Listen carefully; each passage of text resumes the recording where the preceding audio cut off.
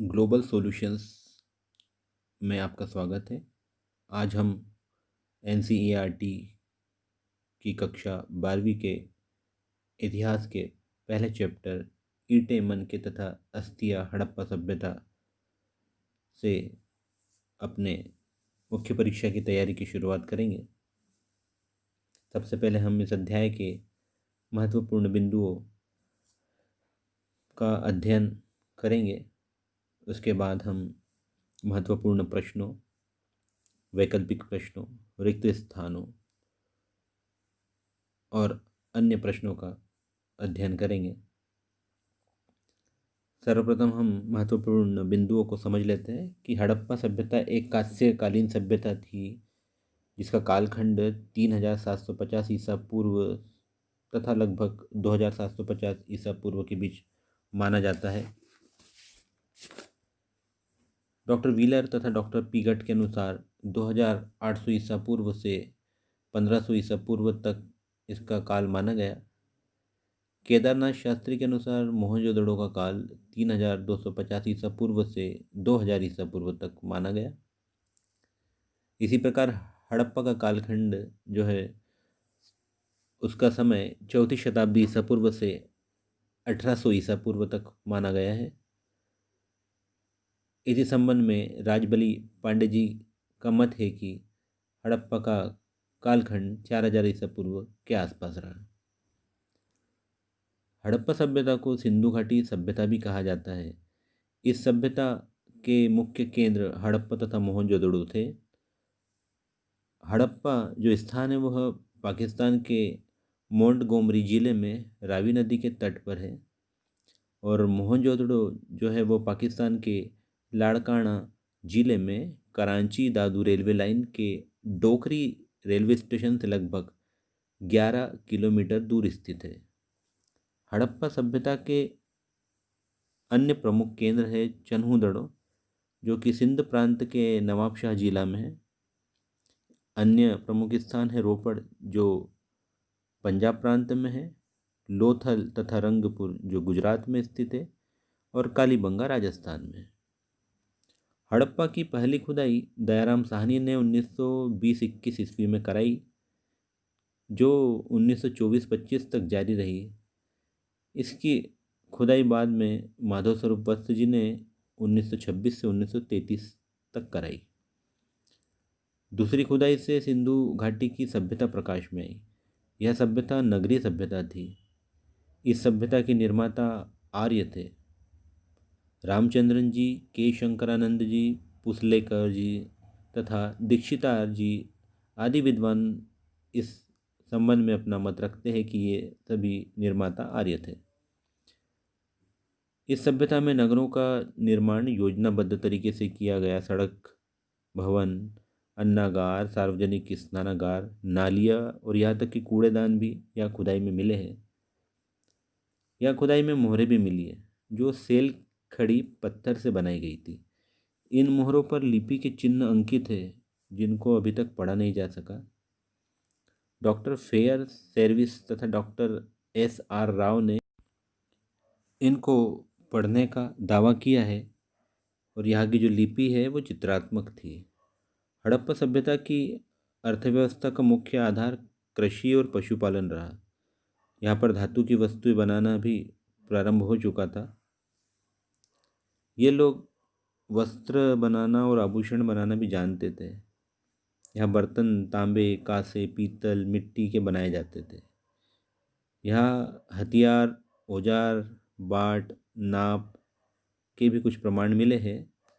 हड़प्पा की जो कला थी वो उच्च कोटि की थी। ये लोग मूर्ति कला जानते थे, साथ विलेपन और चित्रकारी भी जानते थे। यहाँ मुद्राओं के कुछ नमूने भी खुदाई में मिले हैं। यह खुदाई में मिली वस्तु में हमें भोजन, वस्त्र, आभूषण, श्रृंगार, फर्नीचर, औषधियाँ, खेलकूद आदि से संबंधित चीज़ें भी मिली है। यहाँ के जो लोग थे वो मातृदेवी, पशुपति शिव, लिंग, स्वास्तिक, पशु और वृक्षों की पूजा करते थे। ये लोग मृतकों को दफनाते थे क्योंकि खुदाई में हड्डियां भी मिली है।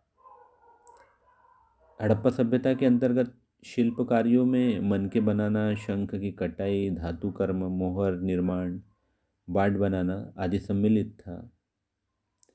हड़प्पा वासियों ने नागेश्वर तथा बालाकोट में शंख प्राप्त करने के लिए बस्तियां बसाई थी। हड़प्पा सभ्यता में मेसोपोटामिया तथा मिस्र की मोहरें भी मिली है। मेसोपोटामिया और मिस्र की सभ्यता में हड़प्पा की सब मोहरें पाया जाना यह बात साबित करता है कि इन सभ्यताओं का आपस में व्यापारिक संबंध था। मेसोपोटामिया के लेखों में वर्णित मलुहा संभवतः हड़प्पा का क्षेत्र था। लेखों से जानकारी मिली है कि यहाँ से कार्निवियन, लाजवर्दमणि, तांबा, सोना और भी बहुत सी बहुमूल्य लकड़ियाँ आदि मंगाई जाती रही होगी।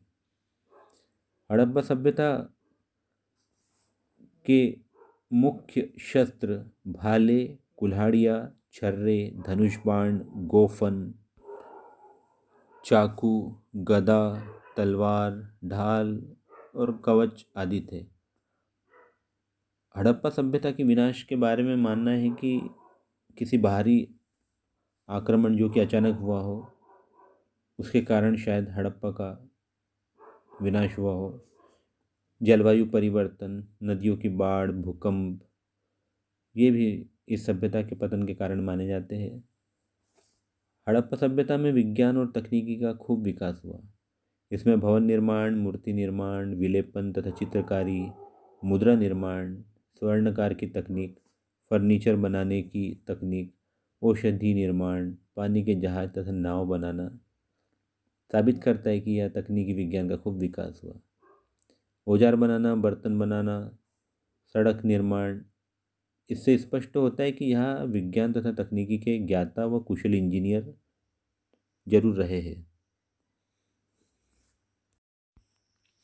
अब हम वस्तुनिष्ठ प्रश्नोत्तर को हल करेंगे और अपनी मुख्य परीक्षा का अध्ययन प्रारंभ करेंगे। बिंदुवार हम अध्ययन करेंगे। सिंधु घाटी सभ्यता की खोज किस वर्ष में हुई थी? तो इसका उत्तर हम पहले पढ़ चुके हैं, 1920-21 में।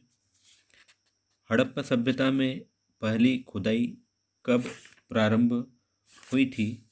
तो इसका भी उत्तर है 1920-21। मोहनजोदड़ो में पहली खुदाई कब हुई? इसका उत्तर आएगा 1922-23। अगला ऑब्जेक्टिव है लोथल की खुदाई कब प्रारंभ हुई? 1954-55।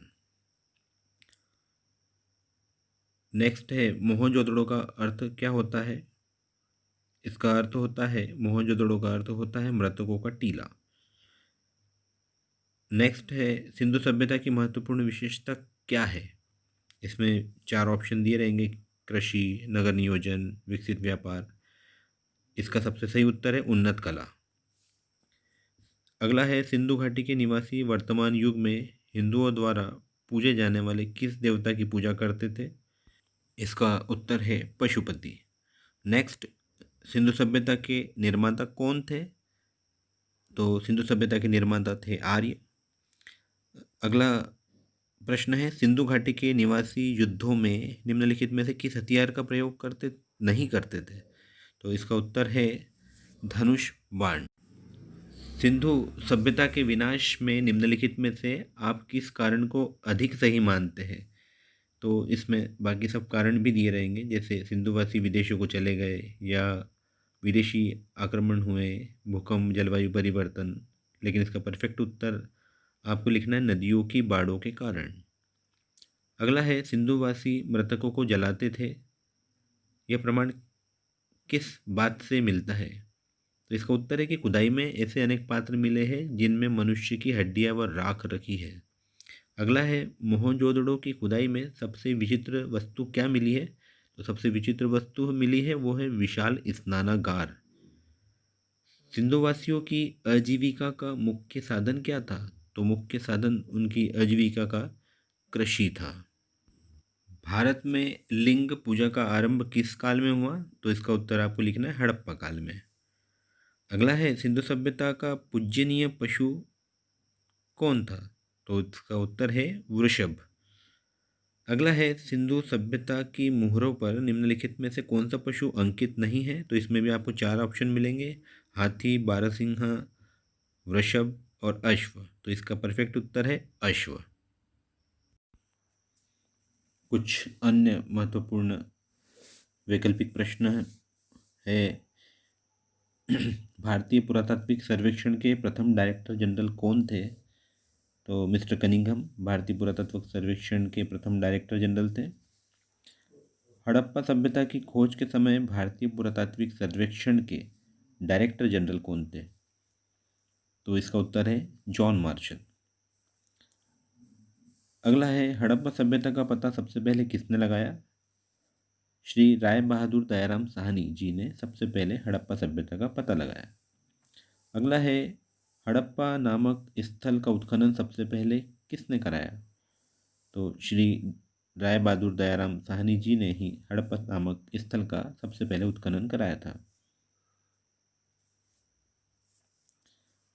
सेम ही है दोनों के आंसर, प्रश्न भी एक ही है। मोहनजोदड़ो का सर्वप्रथम पता किसने लगाया? तो इसका उत्तर है राखलदास बनर्जी। अगला है हड़प्पा सभ्यता का प्रसिद्ध विशाल स्नानागार कहाँ स्थित था? तो इसका उत्तर है मोहनजोदड़ो में। अगला है निम्न में कौन सा पूरा स्थल हड़प्पा सभ्यता के समय बंदरगाह था?